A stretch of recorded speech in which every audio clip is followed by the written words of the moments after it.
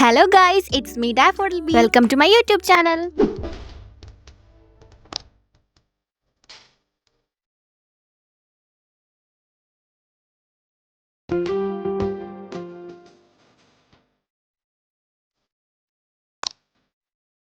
Okay guys, നമ്മളിന്ന് ചെയ്യാൻ പോകുന്നത് ഒരു ഫിഡ്ജറ്റ് ബുക്കാണ്. ഏത് സമയം എന്തെങ്കിലും ചെയ്തുകൊണ്ടിരിക്കാൻ തോന്നുന്ന ആളാണോ നിങ്ങൾ? അതായത് വെറുതെ ഇരുന്ന ഒരു സമാധാനവും കിട്ടൂല അങ്ങനത്തെ ആളാണോ? അപ്പൊ നിങ്ങൾക്ക് ഈ ഫിഡ്ജറ്റ് ബുക്ക് എന്തായാലും ഉപകാരപ്പെടും. എനിക്കൊരു ഫ്രണ്ട് ഉണ്ട് കേട്ടോ. ഞാൻ എപ്പോ കണ്ടാലും അവളുടെ കൈ ആ ചുണ്ടിലായിരിക്കും. എപ്പോഴും ചുണ്ടിങ്ങനെ പിച്ചിക്കൊണ്ടേയിരിക്കും. എത്ര തന്നെ വഴക്ക് പറഞ്ഞാലും അവള് കേൾക്കത്തില്ല. അവള് മനഃപൂർവ്വം ചെയ്യുന്നതല്ല, പക്ഷെ തനിയെ അവൾ അങ്ങനെ ചെയ്തു പോകുന്നതാണ്. ഇതിനെയാണ് നമ്മൾ ഫിഡ്ജറ്റിംഗ് എന്ന് പറയുന്നത്. ഇങ്ങനെ ചെയ്യുന്നത് ഒരുപാടായി പോയാൽ നമുക്ക് തന്നെയാണ് അത് ദോഷമായിട്ട് വരുന്നത്. അവരുടെ ഫിഡ്ജറ്റിംഗ് കുറയ്ക്കാൻ വേണ്ടിയിട്ട് നമുക്കിപ്പോൾ മാർക്കറ്റിൽ ഒരുപാട് സാധനങ്ങൾ അവൈലബിൾ ആണ് ഈ ഫിഡ്ജറ്റ് ടോയ്സ് എന്ന പേരില്. ബട്ട് നമ്മൾ ഇന്ന് ചെയ്യുന്നത് വേണ്ടാത്ത കുറച്ച് സാധനങ്ങൾ, അതായത് വേസ്റ്റ് മെറ്റീരിയൽസ് വെച്ചിട്ട് ഫിഡ്ജറ്റ് ബുക്കാണ് ചെയ്യാൻ പോകുന്നത്. അപ്പൊ നിങ്ങൾ വീഡിയോയിൽ കണ്ടതുപോലെ തന്നെ ഞാനൊരു ഷോപ്പിംഗ് കവർ വെച്ചിട്ടാണ് ഇതിന്റെ പേജസ് ഒക്കെ റെഡിയാക്കിയത്. ഇപ്പൊ തന്നെ ഒരു വിന്റേജ് ലുക്കില്ലേ, അതിനുശേഷം പേജസിനെല്ലാം കൂടി ഒരുമിച്ച് ഇങ്ങനെ സെക്യൂർ ചെയ്ത് വെച്ചു. അപ്പൊ അത്രേ ഉള്ളൂ, നമ്മുടെ ബുക്ക് റെഡിയായി.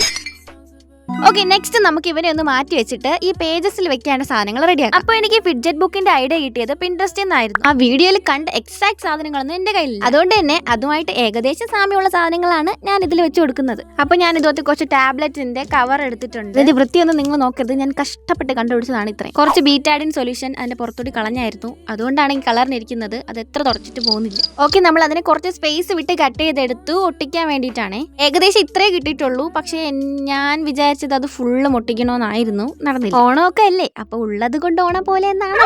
നെക്സ്റ്റ് ഞാൻ ചെയ്യാൻ പോകുന്ന ഒരു സ്ക്വിഷിയാണ്. എനിക്ക് ആൽക്കഹോൾ മാർക്കേഴ്സ് ഭയങ്കര ഇഷ്ടം. ഇത് വെച്ച് വർക്ക് ചെയ്യാൻ ഭയങ്കര ഈസിയാണ്. പക്ഷെ ഇതിന്റെ ഒരു കുഴപ്പമുണ്ട്, നന്നായിട്ട് ഇത് സെക്യൂർ ചെയ്ത് അടച്ചു വെച്ചില്ലെങ്കിൽ പിറ്റേന്ന് നമുക്ക് ഇത് യൂസ് ചെയ്യാൻ പറ്റും. കാരണം ഇതുപോലെ എനിക്ക് സംഭവിച്ചിട്ടുണ്ട്. ഞാൻ അടച്ചത് ശരിയല്ലായിരുന്നു. അങ്ങനെ പിറ്റേ ദിവസം 2-3 മാർക്കേഴ്സ് ഇതുപോലെ ഇപ്പം വർക്ക് ആവുന്നില്ല. അപ്പൊ നമ്മുടെ സ്ക്വിഷി ഉണ്ടാക്കാൻ ഞാൻ നിങ്ങൾക്ക് പറഞ്ഞു തരേണ്ട ആവശ്യമില്ല, നിങ്ങൾക്ക് എല്ലാവർക്കും അറിയാമെന്ന് എനിക്ക് നന്നായിട്ട് അറിയാം. അപ്പൊ അത് കഴിഞ്ഞു. ഇനി നമ്മുടെ ഫിഡ്ജറ്റ് ബുക്കിലെ കുറച്ച് അലങ്കോല പണികളും കൂടി ബാക്കിയുണ്ട്. ഈ സാറ്റിൻ റിബൺ കയ്യിലുണ്ടായിട്ടല്ല ഞാൻ ഈ ബോ ഉണ്ടാക്കുന്നത്.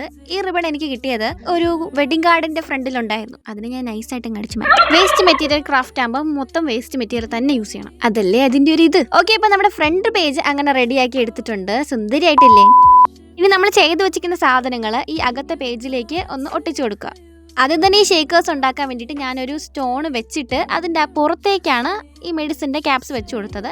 2ാമത്തെ പേജിൽ ഇതുപോലെ അറേഞ്ച് ചെയ്ത് കൊടുത്തു. 3ാമത്തെ പേജിൽ ഞാൻ സ്ക്വിഷ് വെച്ച് കൊടുത്തു. 4ാമത്തെ പേജിലത്തേക്ക് വേണ്ടിയിട്ട് ഗ്ലൂഡഡ് ബീഡ്സ് വെച്ച് കൊടുത്തു. അതായത് പശ മൊത്തം തേച്ചിട്ട് അതിൻ്റെ പുറത്തേക്ക് ഇതുപോലെ ബീഡ്സ് ഒട്ടിച്ചു കൊടുക്കുന്ന പരിപാടി. ഇതിങ്ങനെ ചെയ്യാൻ ഈസി ആയിരുന്നെങ്കിലും ഇത് ഉണങ്ങി കിട്ടാൻ കുറച്ച് പാടുണ്ട്. കൂടാതെ തന്നെ ഇതിൻ്റെ ഔട്ട്കമ്മും എനിക്ക് ഒട്ടും ഇഷ്ടപ്പെട്ടു. സൈഡിൽ ആരാ ഒളിഞ്ഞു നോക്കുന്നത്? നമ്മൾ ഓണസദ്യയല്ലേ ഇത്. അങ്ങനെ നമ്മുടെ ഫിഡ്ജറ്റ് ബുക്ക് റെഡിയായി. കുറച്ച് അനുസരണക്കേടുണ്ട്, അതൊക്കെ നമുക്ക് ശരിയാക്കാം. അപ്പൊ എന്ത് സാധനം നന്നായിട്ടുണ്ടാക്കിയാലും അതിനെ ലാസ്റ്റ് മിനിറ്റിൽ കൊളാക്കുക എന്നുള്ളത് എന്റെ ബ്ലഡിൽ അലിഞ്ഞു ചേർന്ന സാധനമാണ്. അതുകൊണ്ട് വെറുതെ ഇരുന്ന ഇത് ഈ സാധനത്തിന്റെ പുറത്ത് ഞാൻ വൈറ്റ് പെയിന്റ് അടിച്ച് കൊളാക്കി. അപ്പോൾ വൈറ്റ് കോട്ട് കൊടുത്തപ്പോൾ ഇതിന്റെ സർഫസ് കുറച്ചുകൂടി റഫായി. എന്നിട്ട് മര്യാദയ്ക്ക് ഇരിക്കാത്ത ഞാൻ ഈ ബീഡ്സിന്റെ പുറത്തും കൂടി പെയിന്റ് അടിച്ചു. കഷ്ടപ്പെട്ട് പെയിന്റ് അടിച്ച് അതിനെ ഉണക്കിയൊക്കെ എടുത്തെങ്കിലും അവസാനം ഞാൻ അതിനെ തുടച്ചു കളഞ്ഞു. അപ്പൊ ഈ ബുക്കിന്റെ യൂസ് എന്താന്ന് ചോദിച്ചാൽ, നമുക്ക് ഇങ്ങനെ ഫിഡ്ജറ്റിംഗ് തോന്നുന്ന സമയത്ത് നമ്മൾ ഈ ബുക്കിൽ അങ്ങനെ ചെയ്താൽ അപ്പൊ നമ്മുടെ ബോഡിക്കും വലിയ കേടില്ല, നമ്മുടെ ഫിഡ്ജറ്റിംഗ് ചെയ്യാനുള്ള ത്വരയില്ലേ അതും മാറിക്കിട്ടും. അപ്പൊ ഞാൻ ഇതിനെ റേറ്റ് ചെയ്യുന്ന വീഡിയോ ഷോർട്സ് ആയിട്ട് അപ്ലോഡ് ചെയ്തിട്ടുണ്ട്, ആരും കാണാൻ മറക്കില്ല. Thank you for watching.